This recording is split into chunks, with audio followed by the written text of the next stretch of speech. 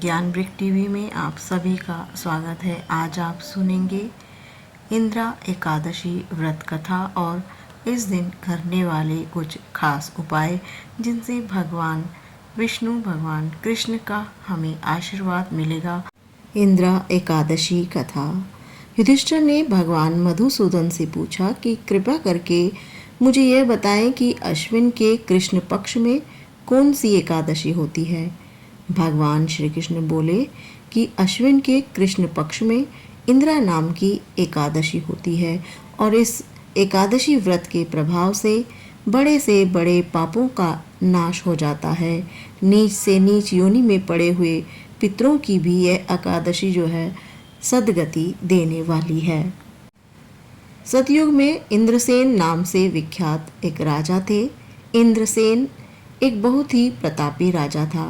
राजा अपनी प्रजा का पालन पोषण अपनी संतान के समान करता था। राजा के राज्य में किसी को भी किसी भी चीज़ की कमी नहीं थी। वह सब का भली प्रकार ध्यान रखता था। राजा भगवान विष्णु का परम उपासक था। एक दिन अचानक नारद मुनि का राजा इंद्रसेन की सभा में आया। नारद मुनि राजा के पिता का संदेश लेकर पहुँचे थे। इस प्रकार बोले, मैंने तुम्हारे पिता को देखा था। वे व्रत भंग करने के दोष से नरक में आए थे।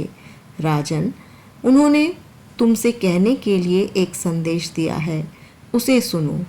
उन्होंने कहा कि इंदिरा के व्रत का पुण्य देकर मुझे स्वर्ग में भेज दो। उनका यह संदेश लेकर मैं तुम्हारे पास आया हूँ।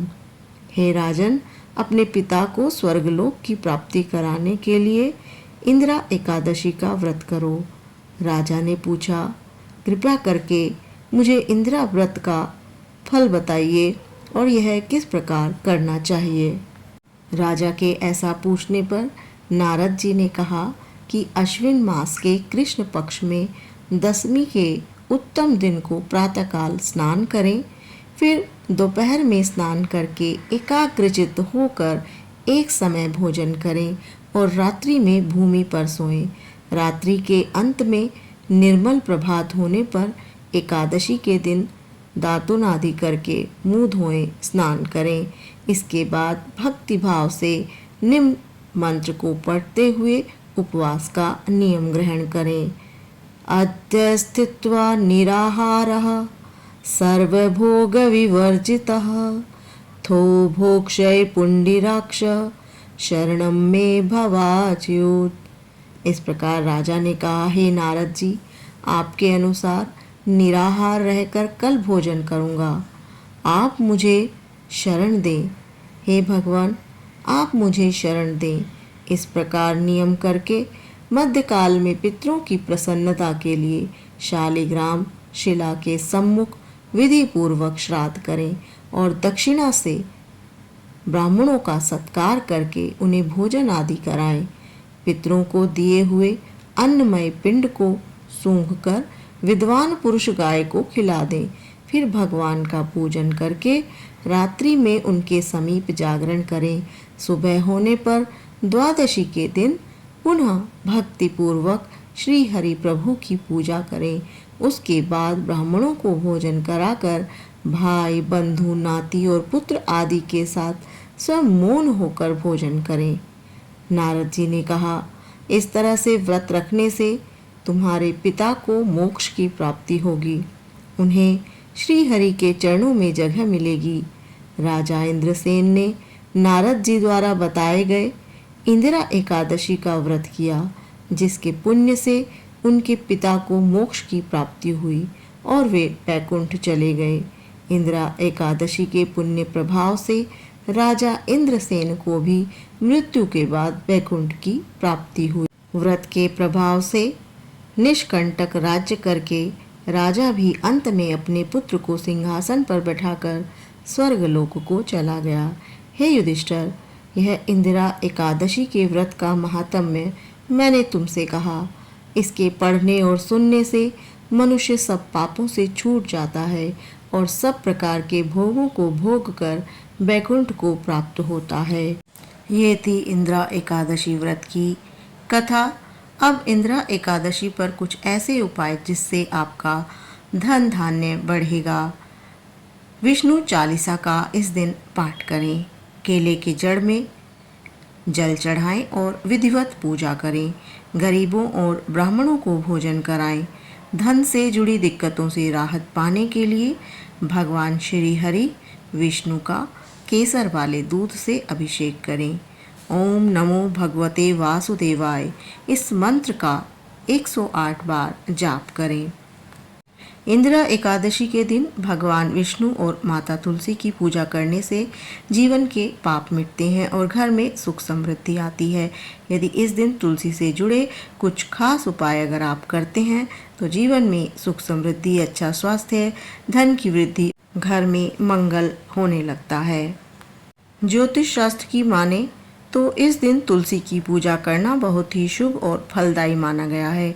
तुलसी का पौधा न केवल धार्मिक दृष्टि से भी महत्वपूर्ण होता है बल्कि इससे घर की शांति और सकारात्मक ऊर्जा भी बढ़ती है।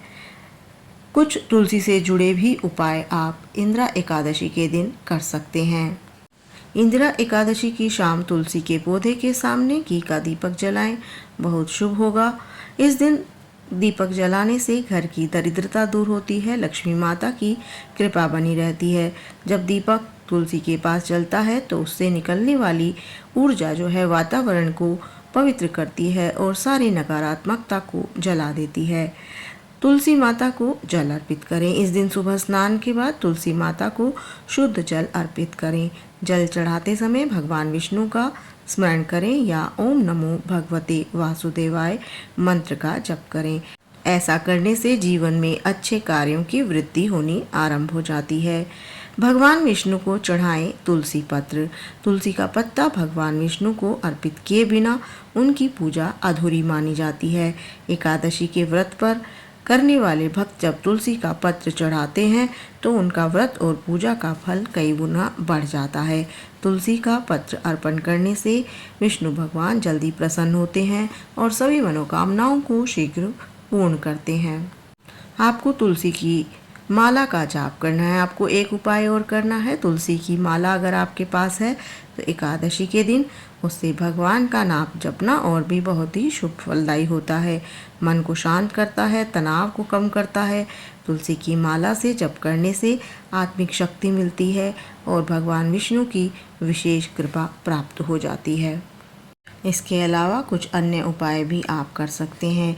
घर की नेगेटिव एनर्जी दूर करने के लिए मुख्य द्वार पर शाम के समय दीपक जलाएं और करियर संबंधी दिक्कतें कम करने के लिए पंचामृत से भगवान विष्णु का अभिषेक करें। विष्णु सहस्त्र नाम का पाठ भी आप कर सकते हैं। विष्णु भगवान और माँ लक्ष्मी की पूजा साथ में करें।